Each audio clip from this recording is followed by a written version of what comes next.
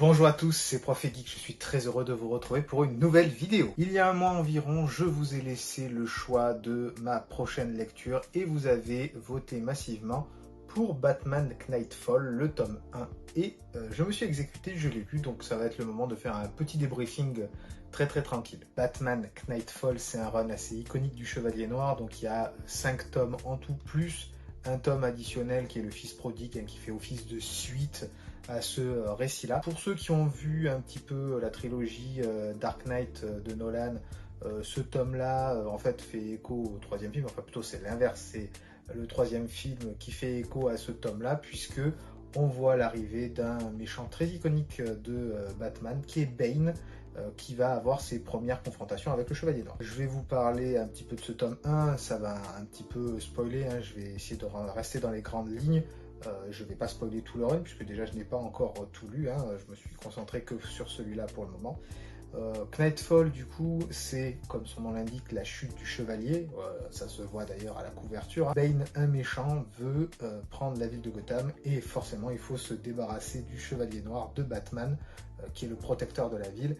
Et là on a une approche qui est vraiment très différente des autres vilains de l'univers de Batman. On a l'habitude du Joker qui part un peu dans ses délires, qui veut faire rire la galerie, qui veut jouer avec Batman. On a l'habitude voilà, du Pingouin qui gère la mafia. On a Double Face qui va avoir un raisonnement très binaire, qui va avoir deux options à chaque fois. Et là, c'est Bane qui avait été introduit dans un autre récit qui est la revanche de Bane ou la vengeance de Bane, je ne sais plus exactement, qui est paru chez Urban il y a quelques années, qu'il faut lire avant. Il faut aussi lire La Lame d'Azaraël également pour être vraiment au fait de ce tome-là. Alors pourquoi Bane est vraiment un méchant qui est à surveiller pour Batman? Tout simplement parce que c'est quelqu'un qui utilise beaucoup sa matière grise, et pas dans des trucs très loufoques un peu à la Joker, parce que le Joker aussi est intelligent. Là c'est vraiment une partie d'échecs qui se lance, et Bane calcule tout et essaye de dominer Batman aussi bien physiquement que mentalement. Et ça change. Parce que bon, on a l'habitude de voir Bane très fort, avec son venin, etc. Et je pense d'ailleurs que le dessin animé des années 90 et le film Batman et Robin des années 90, où Bane apparaissait, c'était juste un gros catcheur, il était décérébré et c'était Ivy qui le manipulait. Ça lui rend vraiment pas hommage. Bane est un super méchant, et je l'avoue que j'avais pas perçu comme ça ce personnage là, et franchement c'était une erreur. Là j'ai vraiment redécouvert un Bane. Alors je l'avais un petit peu vu dans le Batman Rebirth, puisque voilà, il prend pas mal de numéros, et là vraiment c'est quelqu'un qui est très intelligent, voilà, qui n'est pas juste un bourrin, et qui vraiment a une super idée en tête. Je pense vraiment que Bane, pour moi, c'est le deuxième méchant le plus iconique de Batman après le Joker, parce que pour moi, le Joker est au-dessus de tout. Alors je sais que certains disent ouais, il est surfait, il est surcoté le Joker. Moi j'aime beaucoup le Joker, et Bane, vraiment dans la hiérarchie des super méchants de Batman, il devrait vraiment être en numéro 2, parce que c'est vraiment très fort ce qu'il fait là-dedans.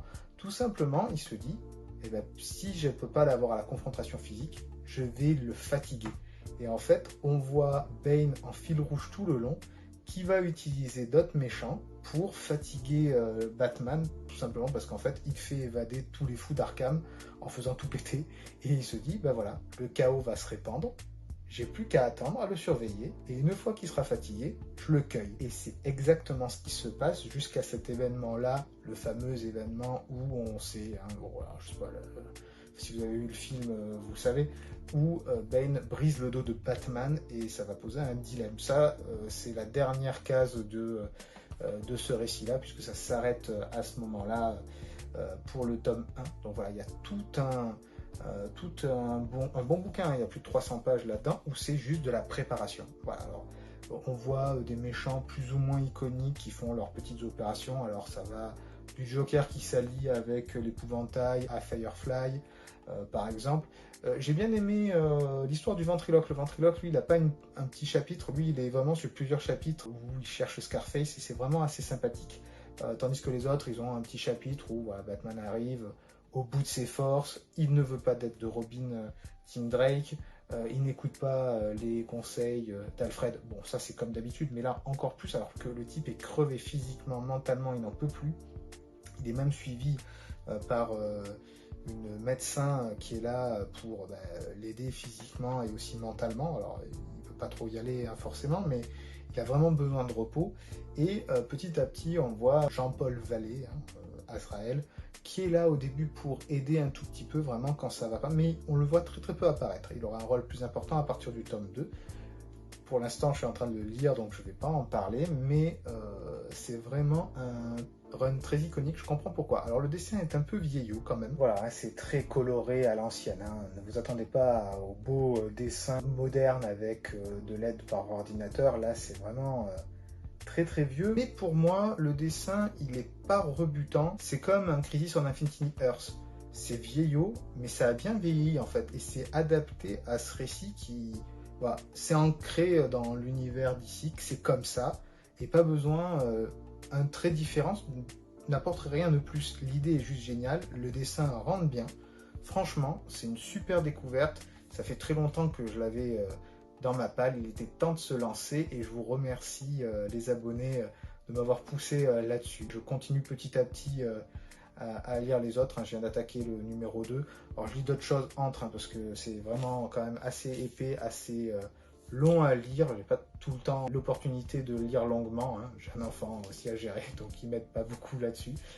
Mais c'est un run que je vais lire pendant l'été, en tout cas, ça c'est sûr. Si vous avez l'opportunité de lire Knightfall, je vous le conseille très fortement. La vidéo touche à sa fin. C'est un retour d'expérience vraiment très très sympathique sur le choix que vous m'avez poussé à faire et je vous en remercie. On refera ce genre de vidéo dans le futur, ne vous inquiétez pas. Alors je vais essayer également de faire un petit peu plus de vidéos. Là, ça faisait au moins un bon mois que j'avais rien sorti. J'avais clairement pas envie de tourner. Là, le fait d'avoir fait un petit live avec un G et beaucoup de monde, ça m'a remotivé, ça m'a un peu reboosté. Là, j'avais besoin d'une bonne pause. Et c'est reparti pour un tour, en tout cas jusqu'à la prochaine pause, je sais pas quand, mais le plus tard possible. J'ai plusieurs vidéos à faire avec les vidéos d'achat. On m'avait demandé de faire une petite critique également sur Noctera. Ça sera fait d'ici quelques semaines, vous verrez ça apparaître sur la chaîne. En tout cas, je remercie tous ceux qui me suivent dans cette aventure, hein, qui me mettent des pouces, des commentaires en bas de chaque vidéo, qui sont présents à chaque fois. Merci à vous de faire grandir cette communauté. Merci à ceux qui rejoignent la chaîne et voilà, qui vont donner un nouvel élan. On va essayer de redynamiser tout ça. Je compte sur vous en tout cas. C'était Prof et Geek. Je suis très content d'avoir fait un petit bout de chemin avec vous dans ce multivers de la pop culture. On se retrouve très bientôt pour une prochaine vidéo. Ciao, ciao!